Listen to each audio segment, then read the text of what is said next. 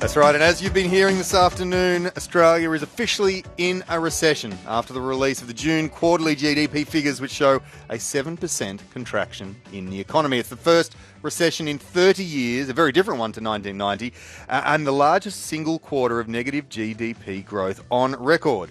But the figures announced today have a few silver linings, namely the mining sector, which saw its third consecutive quarter of growth. Here is the Federal Treasurer, Josh Frydenberg, making the announcement earlier today. Our record run of 28 consecutive years of economic growth has now officially come to an end. The cause? A once-in-a-century pandemic. The effect? A COVID-19 induced recession. Real GDP fell in the June quarter by 7%, the largest quarterly fall on record. The previous largest fall was 2% in 1974. Today, we are reporting these devastating numbers, but today, Australians are living them. We have done everything possible to cushion the blow for the Australian community from COVID-19. Our priority has and will continue to be saving lives and ensuring that Australia's healthcare system has the capacity to test and to trace and to treat coronavirus cases. We acted quickly and decisively to close our international borders and put in place restrictions that would suppress transmission but allow large parts of the economy to continue operating where it was safe to do so. We didn't go down the path of countries like Sweden, which put few restrictions in place. At the same time, we didn't go down the path of countries like France, which accepted and adopted extreme lockdowns, totally shutting down large parts of their economy. Instead, we chose our own path and put in place $314 billion worth of support for Australians to build a bridge to the other side of this crisis. That was Treasurer Josh Frydenberg speaking earlier today, and with his analysis of today's figures and how they might play out in the coming months, Principal Economist of Digital Finance Analytics, Martin North. Hello there, Martin. G'day. Hey, so economists were expecting a figure between 5 to 7. Were you shocked to see a contraction of 7%?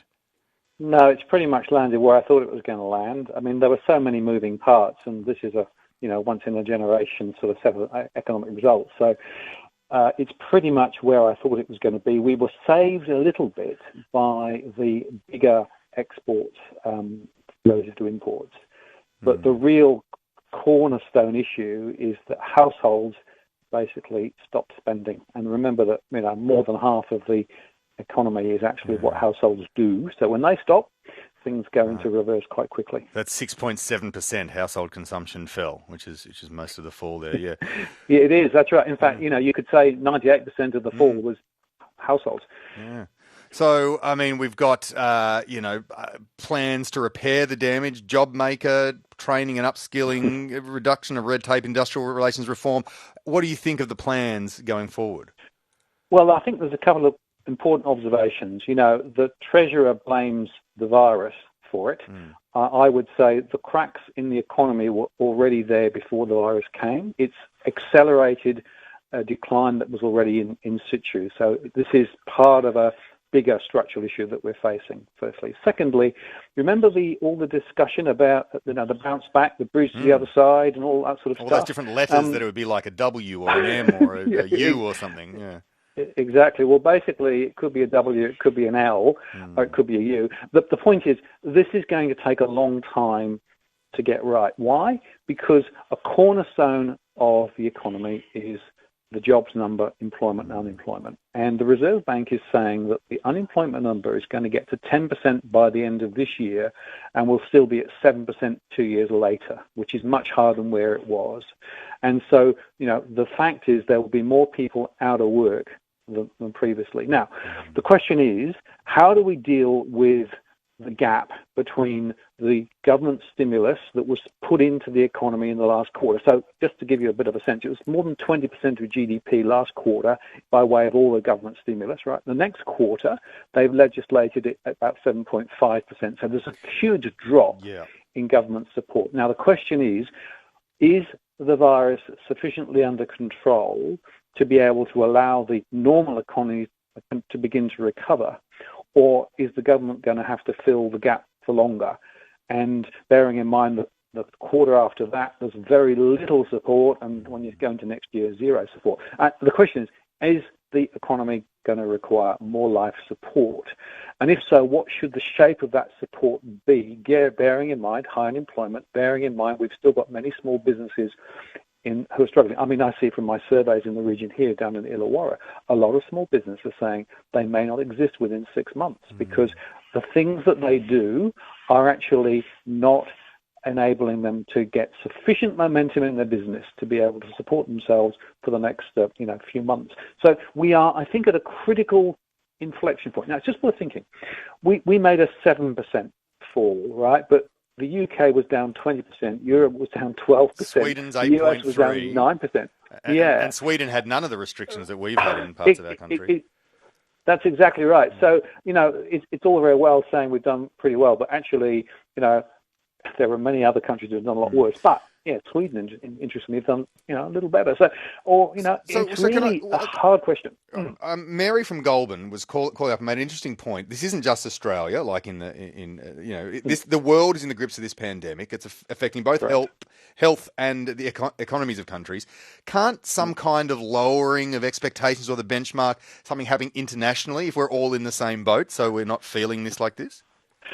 Well, there's two observations. Firstly, is GDP a useful measure of anything anyway, right? Which is because everybody quotes the GDP. It's a measure of activity, right? But never mind what sort of activity, good or bad activity. Maybe we should be thinking of an alternative set of measures that more is about quality of life and those sorts of things. That might be the first thing. Secondly, the problem we've got is that all economies are going through it, which means that it's difficult to see how, for example, international borders are going to reopen or the trade is going to bounce back, because it's not just one economy that's wobbly, it's everybody. And that's why I'm arguing it's going to be a long, slow grind. And sure, you can try and change some of the definitions, but around the world, GDP is the way it's measured and GDP is how it's reported. So I suspect it's going to continue to be the headline. But look, here's another point. Business investment fell 3.5%, right? And a lot of the stuff that needs to be done to be able to make businesses more productive here in Australia are still not being attended to. JobKeeper is not going to actually do that. We've got to find a different way of supporting, I think, particularly small businesses and medium enterprises. We've got to enable them to be able to grow and develop, which means putting more business investment into them relative, for example, more mortgages and, trying to get more people to borrow more.